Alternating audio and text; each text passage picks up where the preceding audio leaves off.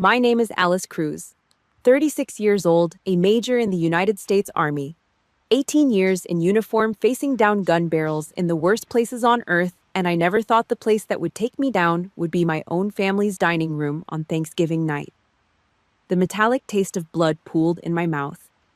My younger sister Rachel's slap landed so hard the fork in my hand clattered across the tile floor. I sat there, muscles coiled on pure survival instinct, but I held it back. I looked at my father, waiting for a man to step up and restore order. Instead, he shoved his chair back, pointing a finger straight at the front door. His face flushed red, his voice a nasty hiss. "Get out of my house. You always bring that military attitude in here and pollute the air." My mother. She kept her head down, staring a hole into her mashed potatoes. I stood up, grabbed my coat, and walked out into the blinding, white, snowy Chicago night. But as the door slammed shut behind me, they had no idea about one brutal truth. The person they just kicked out onto the street like a stray dog was the sole legal owner of that entire property. Before we get into the story, let me know which state you are watching from in the comments below. Hit that like button because you have no idea how much it helps me out, and subscribe to see exactly how I use the law to burn their delusions to the ground. The heavy oak door slammed shut. The deadbolt clicked into place, a sharp metallic sound cutting through the freezing air. I stood on the snow-covered concrete porch, the tread of my combat boots biting into black ice. The wind blowing off Lake Michigan was brutal, easily 10 below zero, but it did not make me shiver. I ran my tongue over the split in my lower lip. The blood was already freezing into a hard, copper-tasting crust. I did not wipe it away. I turned on my heel and walked toward the curb where my Ford F-150 sat parked in the snow. I kept my spine completely straight. No screaming, no pounding my fists against the wood. The people inside that house did not deserve a single tear from an Army officer. I pulled the heavy driver's side door open, threw myself onto the freezing leather seat, and cranked the ignition. The engine growled to life. The heater blasted nothing but icy air against my face. Through the windshield, already gathering a fresh layer of snowflakes, I stared straight into the living room window. Warm yellow light spilled out onto the snowbank. I watched the shadows move behind the glass. My father paced across the room, a crystal glass of expensive bourbon gripped in his hand. Rachel was leaning against the dining table, laughing at something he said. They were celebrating. They had just executed the troublemaker. They had just protected their delusional family bubble from the one person who actually held it together. My stomach tightened. It was not physical pain. It was pure, unadulterated disgust. On a combat deployment, my squad mates would throw their own bodies over a blast to shield me from flying shrapnel. We bled for each other in the dirt. Tonight, my own blood relative used words like artillery shells to blow a hole right through my chest. 18 years. 18 years of playing the shield, the bank the silent fixer for their endless messes. And my reward was an eviction notice delivered over a plate of Thanksgiving turkey. Slowly, my heart rate began to drop. The massive adrenaline spike flattened out, returning to a steady, familiar baseline. It was the exact same physiological shift I experienced during night ambushes outside Kabul. When the enemy has you in their sights, you do not stand there and cry. You lock down your emotions. You find your weapon. I reached over the center console, stretching into the back seat.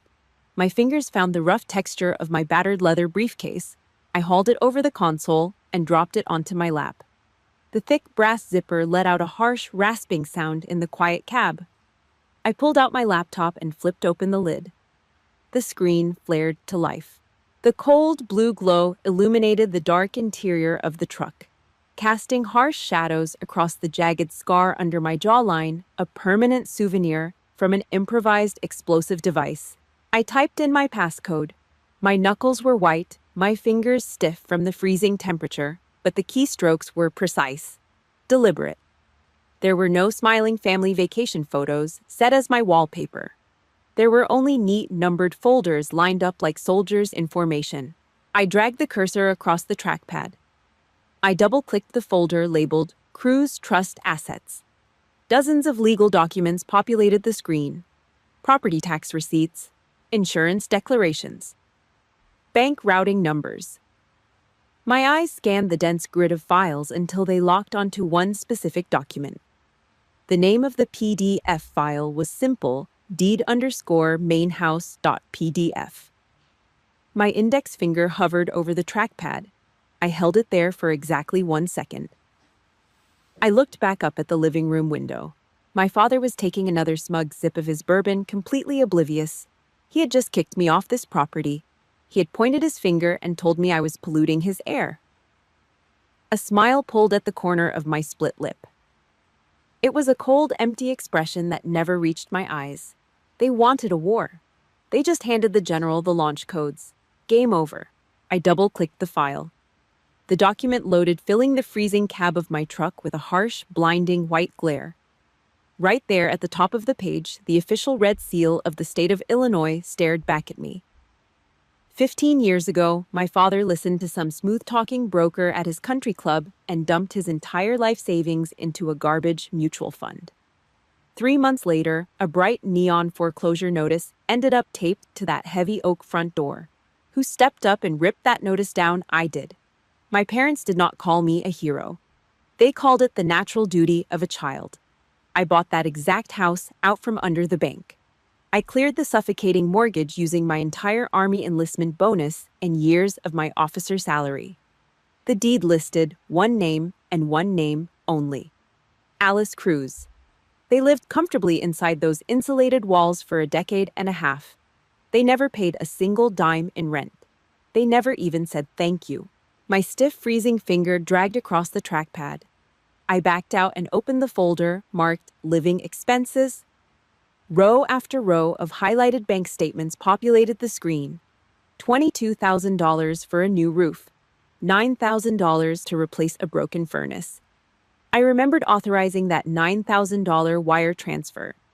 It was the winter of 2012. I was sitting in a sandbagged forward operating base in Kandahar, chewing on a dry, tasteless MRE packet. The air in the bunker tasted like diesel exhaust and fine desert dust. Outside air raid sirens were screaming over the compound as incoming fire hit the perimeter.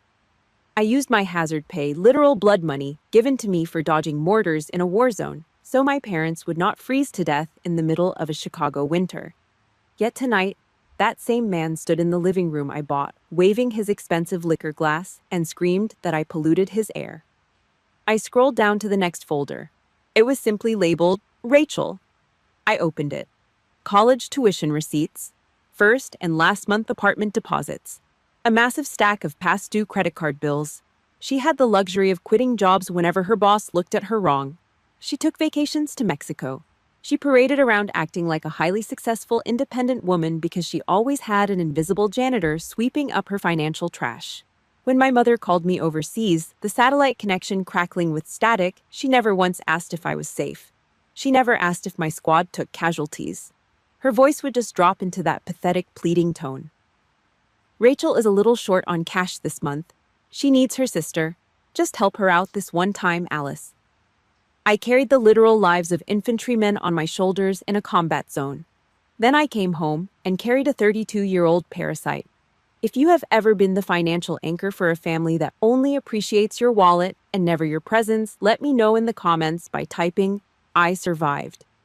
Hit the like button to show you, stand with me, and make sure you subscribe to see exactly how I drop the hammer on these people. I grabbed the top of the laptop screen and slammed it shut. The sharp, violent crack of plastic and metal colliding echoed like a gunshot in the tight, cold space of the truck cabin. The delusion of blood loyalty died the exact moment Rachel struck my face and my father banished me into the snow. I reached up and pulled the sun visor down, flipping open the cover. I stared at my reflection in the small rectangular mirror. The jagged blast scar under my jaw was pale white against the cold. My eyes were entirely dry. There was no grief left in my system, only a cold, calculating anger. The family unit had completely fractured. The rear guard had officially become the front line. I reached across the dark dashboard and grabbed my cell phone. The digital clock on the lock screen glowed brightly in the dark. 23:15. 11:15 at night. I unlocked the screen and scrolled through my contacts until I found the specific name I needed. David, legal. I pressed the green call button and lifted the cold glass to my ear. The phone rang 3 times. A sharp, clear click cut through the line, followed by a calm, deep voice. David speaking.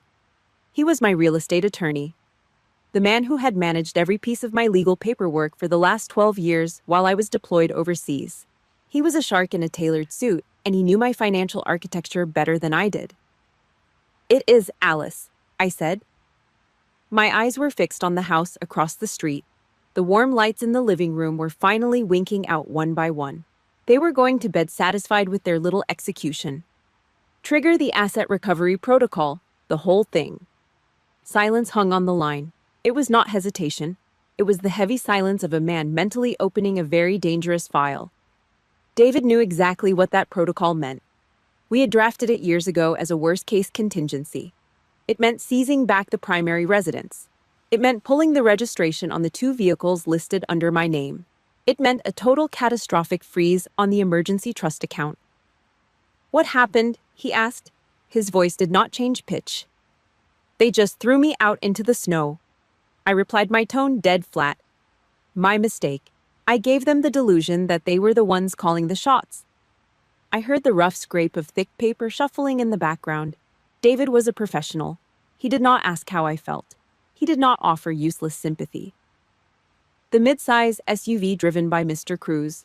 The sedan driven by Mrs. Cruz. David listed them off like targets on a firing range. Auto insurance policies canceled. 30-day eviction notice drafted and filed for the main property. Are you absolutely certain about this, Alice? I reached up with a stiff finger and traced the frozen ridge of dried blood on my lower lip. The sting grounded me. Execute the order. No exceptions, no warnings. I ended the call and tossed the phone onto the passenger seat.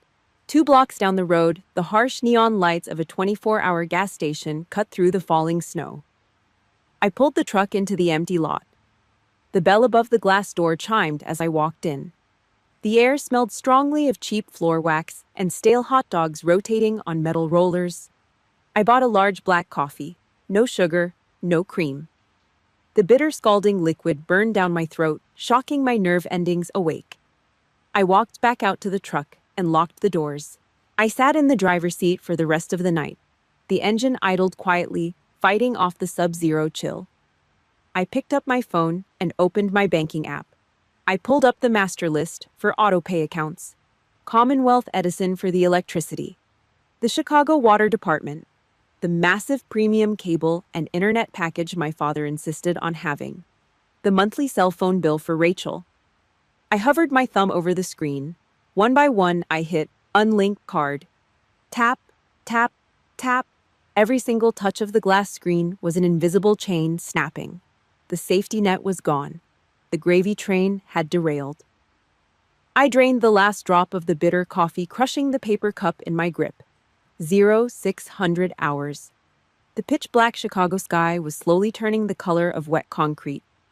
The defroster had finally melted the thick crust of ice off the windshield, leaving heavy drops of water running down the glass like sweat. I shifted the truck into drive. The heavy tires crunched over the packed snow as the F-150 rolled out of the parking lot, leaving the quiet suburban neighborhood behind.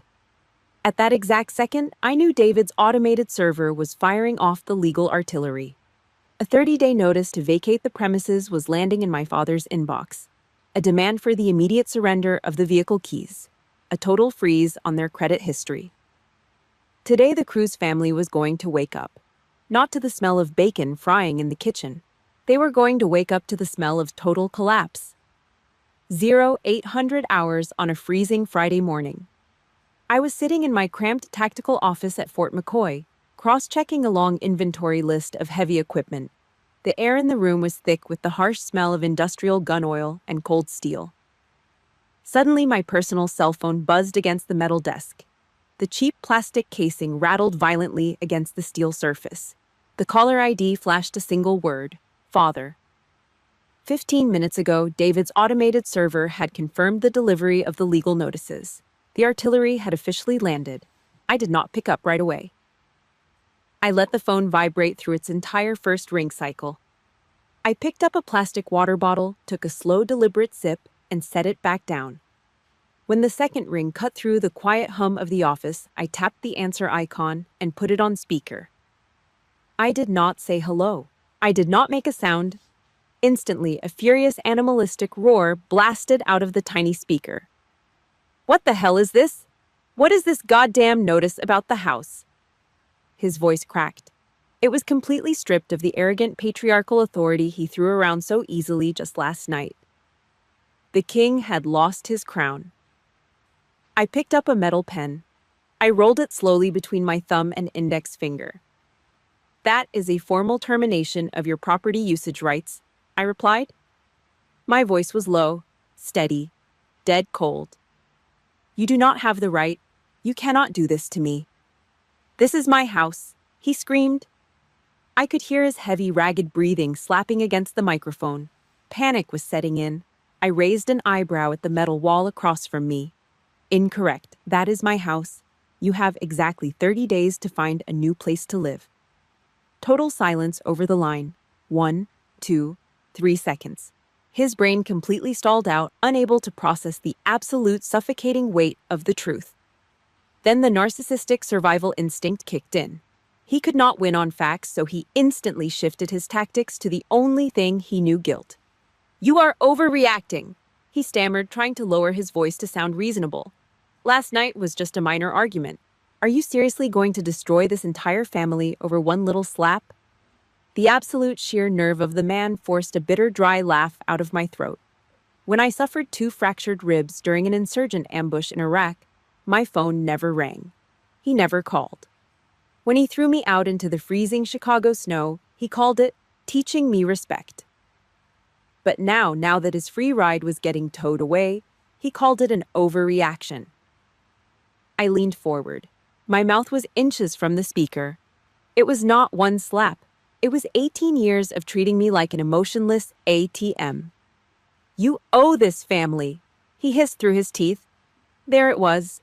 The ugly, toxic core of the Cruz family dynamic laid bare in 5 words. He honestly believed that simply because he contributed half my DNA, he owned my life, my paycheck, and my dignity. I stopped rolling the pen. I brought the heavy metal tip down hard against the steel desk. Crack.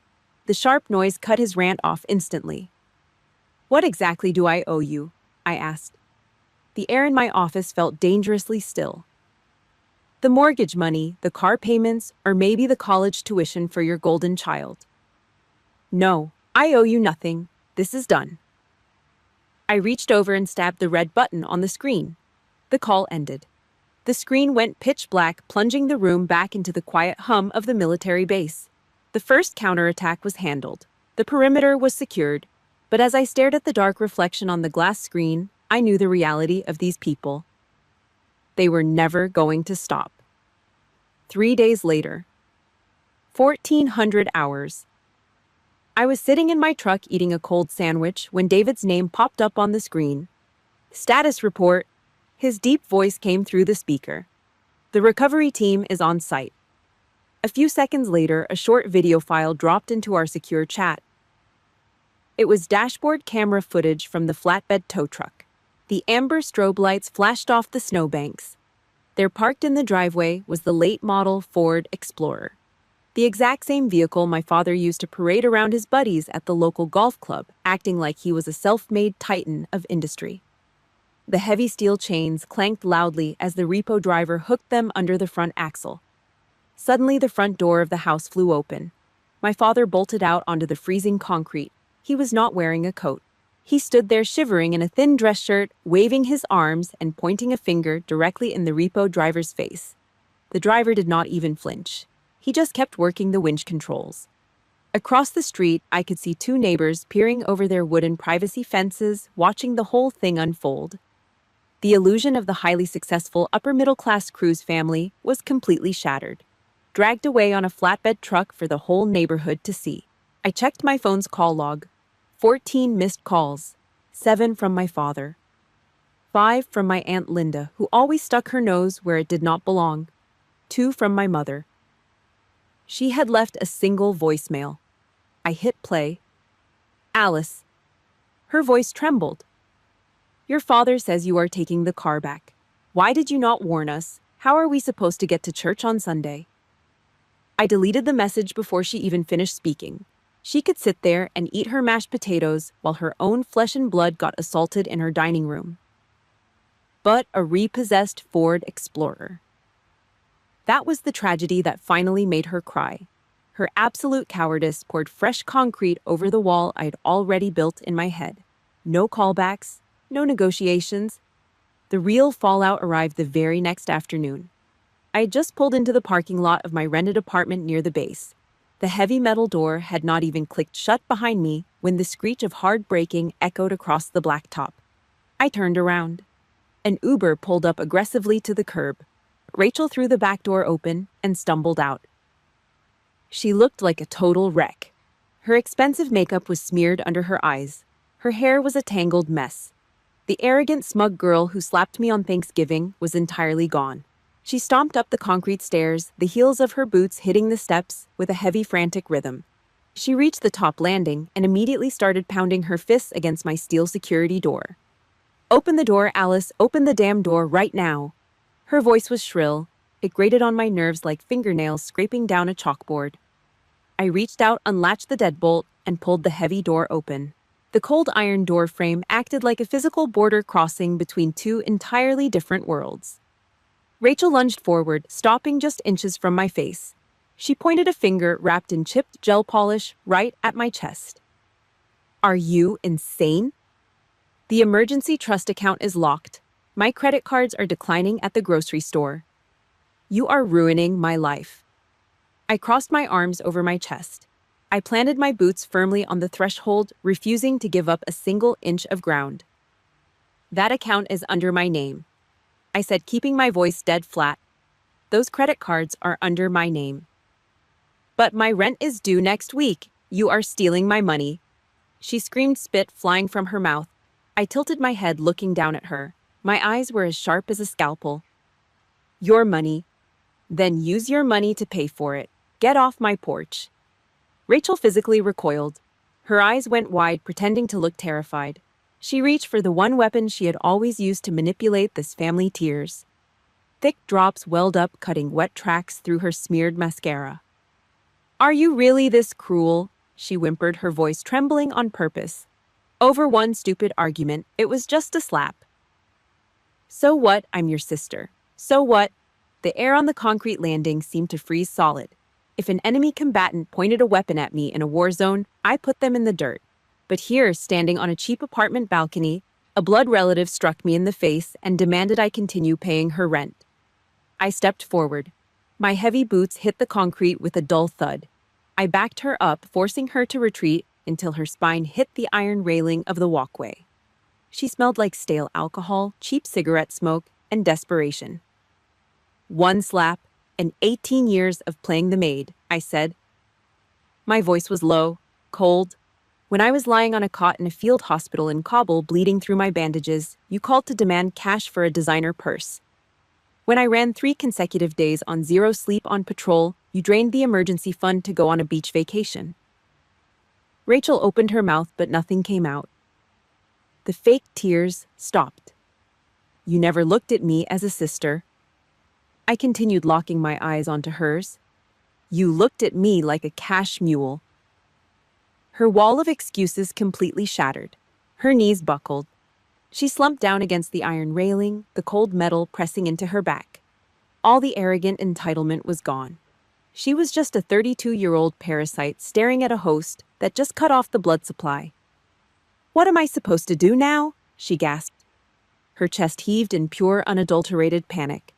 I looked down at her. I felt absolutely nothing. No pity, no guilt.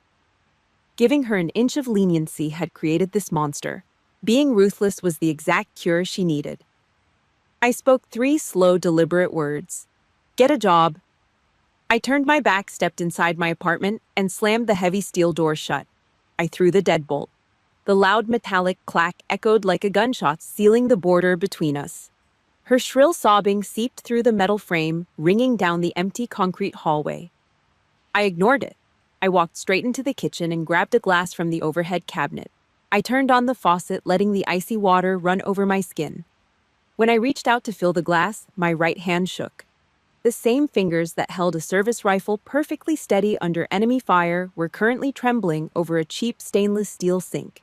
It was the adrenaline crash, the absolute emotional exhaustion of fighting your own blood.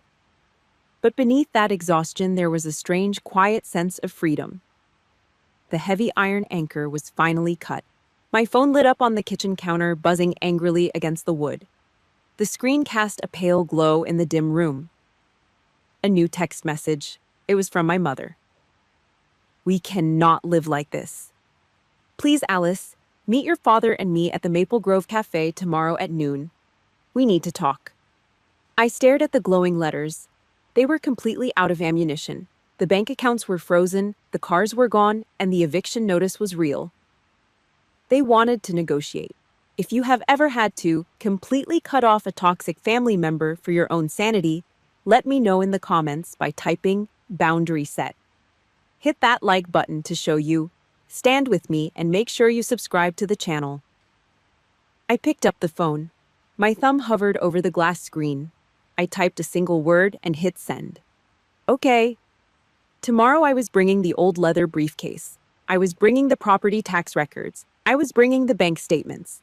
The court of truth was officially in session. 11:50.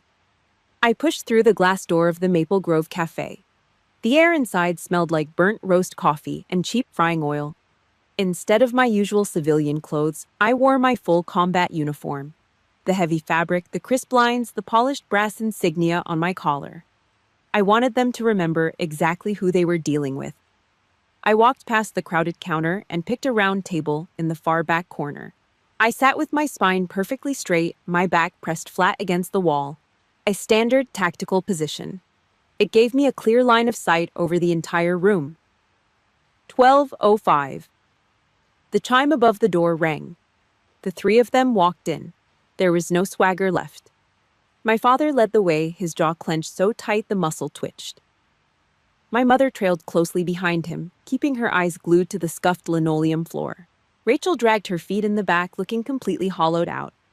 They slid into the chairs across from me. Nobody flagged down a waitress. Nobody ordered coffee. My father cleared his throat. He puffed out his chest, trying to scrape together whatever authority he thought he still had. "You deceived us. You and that lawyer of yours hid everything." I did not waste a single breath arguing with the stupid accusation. I reached down and popped the brass latches on my old leather briefcase. I pulled out a solid 3-inch thick stack of paperwork and dropped it onto the wooden table. Thud.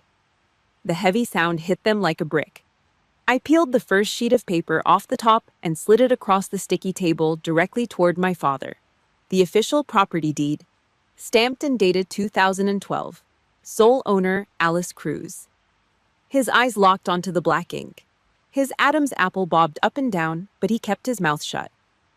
I kept dealing the papers like a blackjack dealer. Property tax records for the last 15 years. I said, my voice dead flat. A $16,000 invoice for repairing the house foundation, auto insurance premiums. I pushed the pile forward, backing them into a corner made entirely of facts.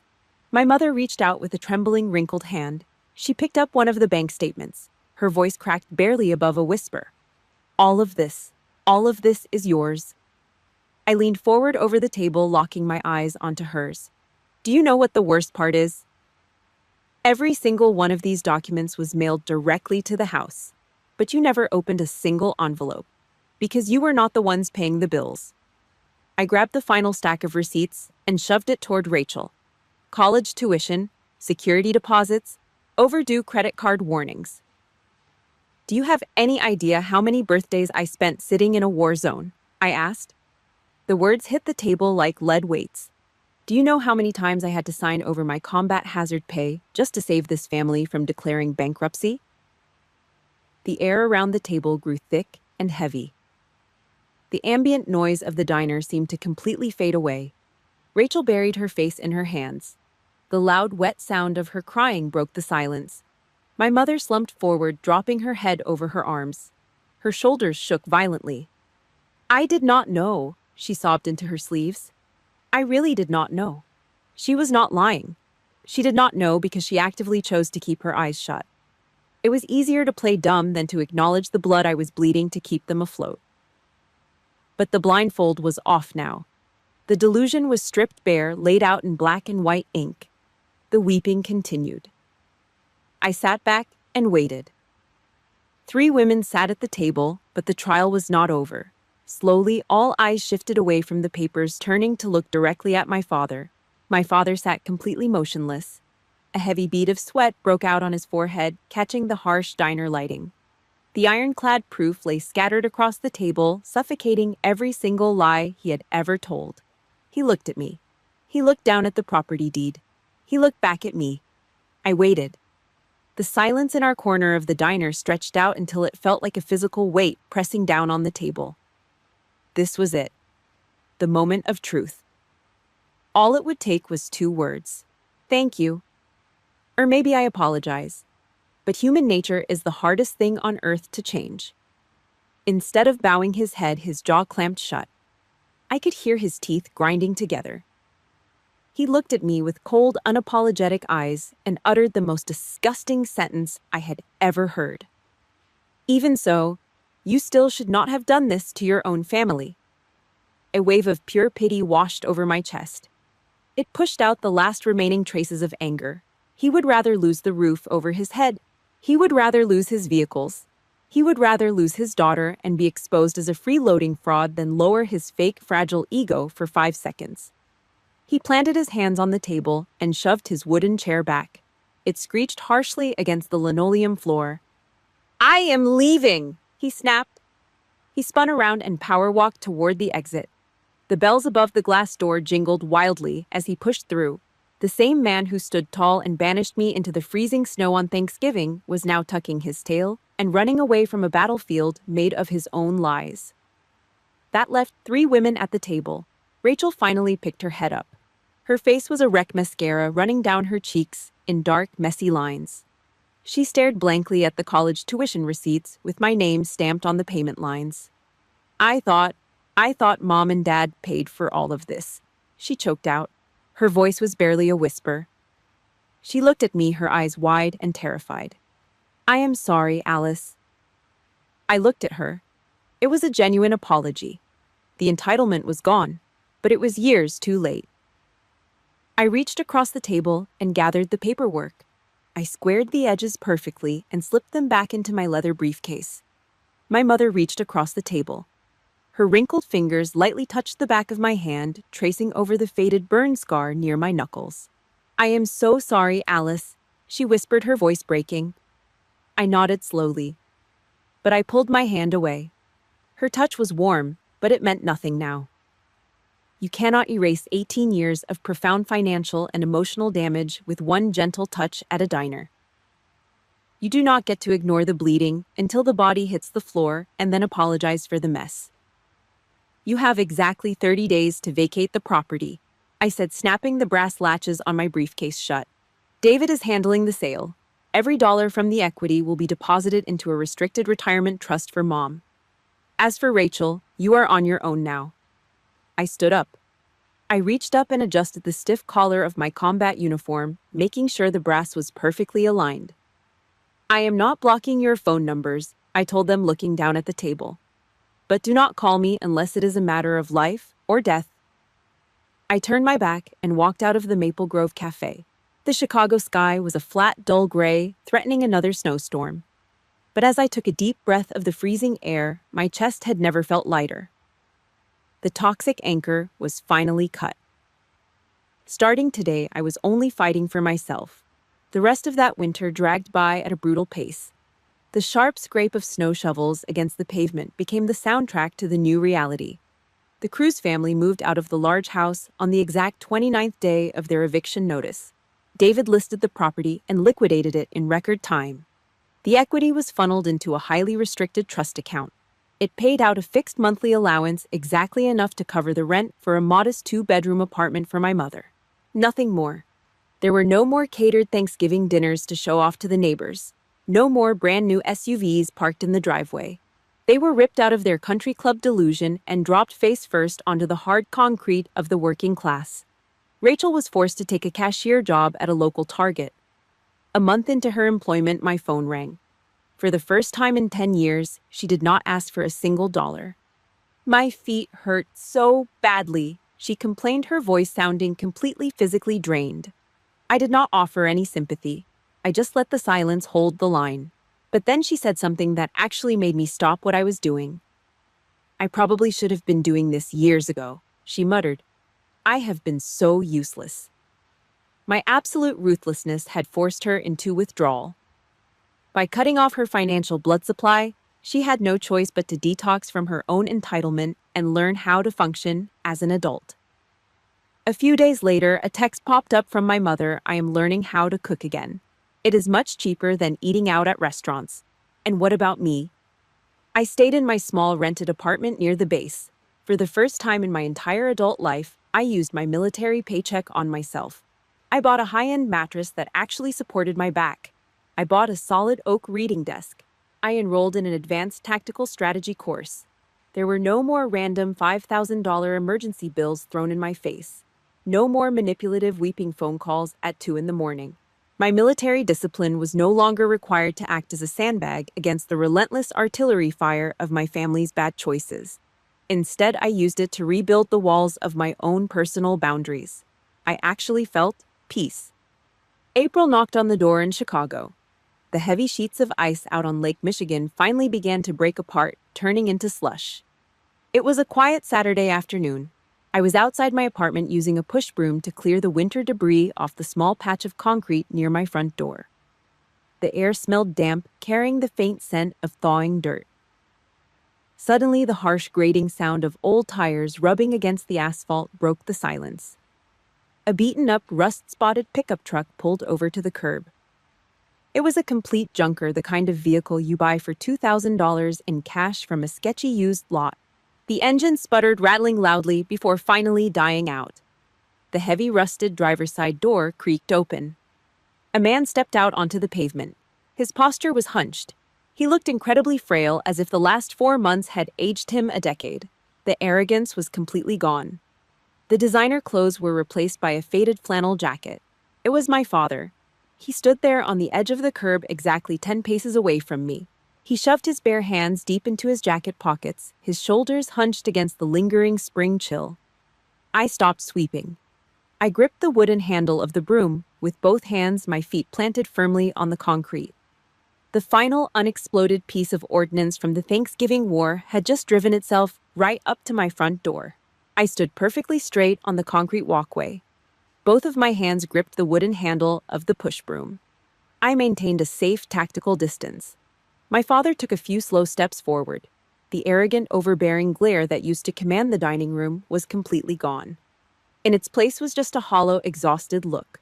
The look of a man who had been thoroughly ground down by the harsh reality of living on a strict budget. He stopped. He swallowed hard. I watched his Adam's apple bob against the collar of his faded flannel shirt. "I owe you an apology," he said. His voice was thick and raspy, like he had not spoken to anyone in days. "I was wrong." 4 short words. But they completely smashed through the massive brick wall of pride he had spent his entire adult life building. Taking his house was a calculated tactical strike. Repossessing the cars was just a logistical consequence of his own arrogance. But the ultimate, most brutal punishment was forcing this stubborn man to stand on a public sidewalk and verbally admit his own failure to the daughter he threw away.